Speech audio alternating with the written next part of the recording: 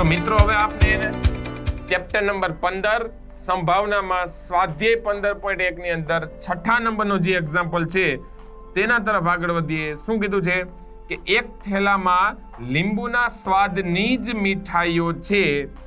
Ready? Malini થેલામાં જોયા વગર એક મીઠાઈ બહાર કાઢે છે તો તે ફર્સ્ટ નારંગીના સ્વાદની મીઠાઈ હોય તો તેની સંભાવના કેટલી અને લીંબુના સ્વાદની મીઠાઈ હોય તો તેની સંભાવના કેટલી.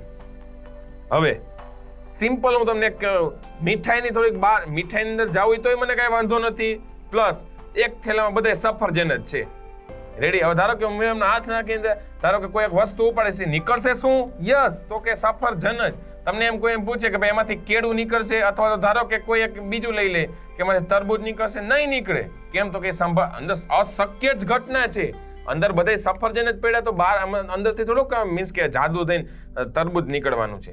રેડી? એટલે અહીંયા જાદુ જેવું કોઈ વિચારવાની સંભાવના આવતી જ નથી. પછી એવું ના વિચાર થાય બરોબર જાદુથી અંદર તરબૂચ આવી જાય, એવું શક્ય જ નથી. રેડી? તો અંદરથી તરબૂચ નહીં નીકળે એટલે અશક્ય ઘટના તો આપણે સંભાવના શું હોય તો કે 0 હોય છે. અને ધારો કે જો અંદરથી સફરજન જ નીકળે તેની સંભાવના કેટલી હોય છે? 1. કારણ કે એ 100% એ જ વસ્તુ નીકળવાની છે, બીજું વસ્તુ નીકળવાની સંભાવના જ નથી. રેડી? ક્લિયર મિત્રો? તો અહીંયા બસ ખાલી મોસંબી આપણે જે શું કીધું છે લીંબુ અને નારંગીની વાત કરવાની છે. રેડી? તેમાં ફર્સ્ટ ક્યાંથી સ્ટાર્ટ કરશું કે કુલ પરિણામ તો એક જ મળશે. હવે શું કીધું કે ધારો કે ફર્સ્ટ એમાં નારંગીના સ્વાદની મીઠાઈ હોય, નારંગીના સ્વાદની મીઠાઈ હોય તે ઘટનાને આપણે ઈ કહીએ. ઘટના ઈ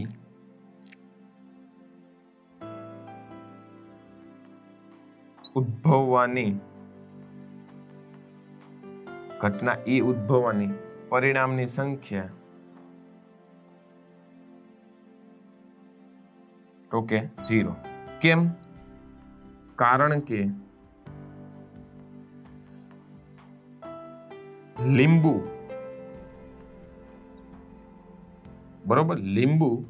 સ્વાદની જ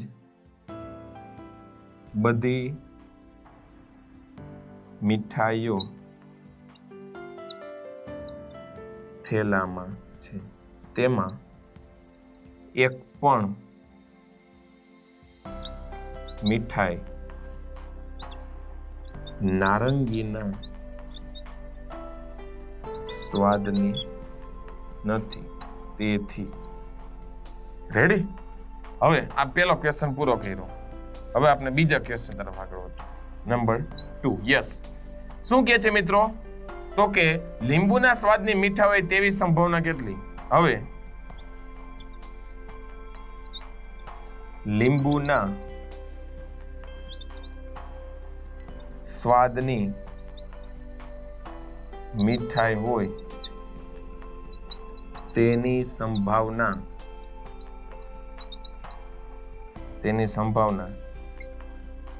1 છે. કારણ કે બધી જ મીઠાઈઓ થેલામાં લીંબુના સ્વાદની જ છે.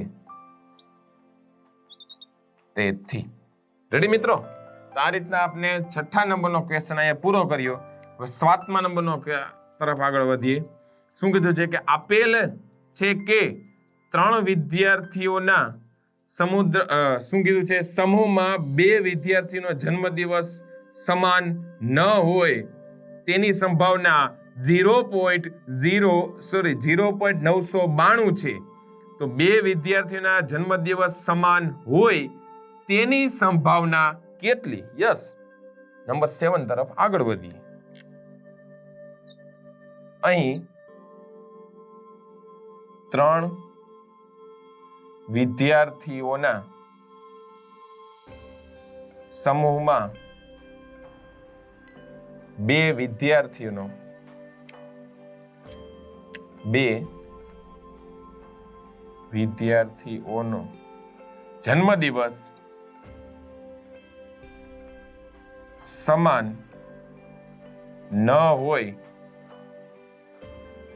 તેની સંભાવના 0.992 રેડી 0.992 આપેલ છે 0.992 આપેલ છે અને આપણે બંને વિદ્યાર્થીઓનો જન્મદિવસ સમાન હોય તેની સંભાવના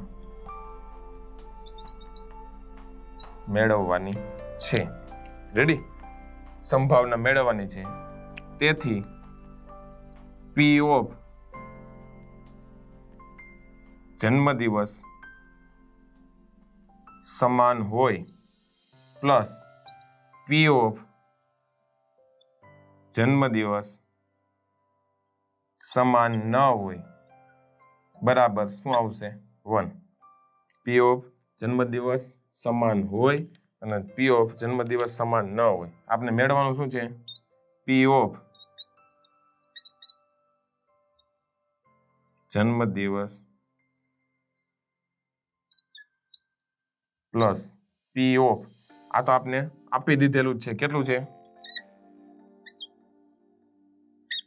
0.992 બરાબર ટોટલ 1 તેથી પી ઓફ જન્મદિવસ સમાન હોય બંને વિદ્યાર્થીનો તેની સંભાવના 1 - 0.992 બરાબર કેટલી થશે એકમાંથી 0.992 બાદ કરીએ એટલે 0.008 કેમ એડ કરો જી 0.992 પ્લસ 0.008 એટલે અહીંયા થઈ જશે 1 અહીંયા પણ 1 અહીંયા 1 ટોટલ સંભાવના આવી ગઈ 1 રેડી આ 1000 નથી 1 છે એટલે એનો મતલબ કે પી ઓફ જન્મદિવસ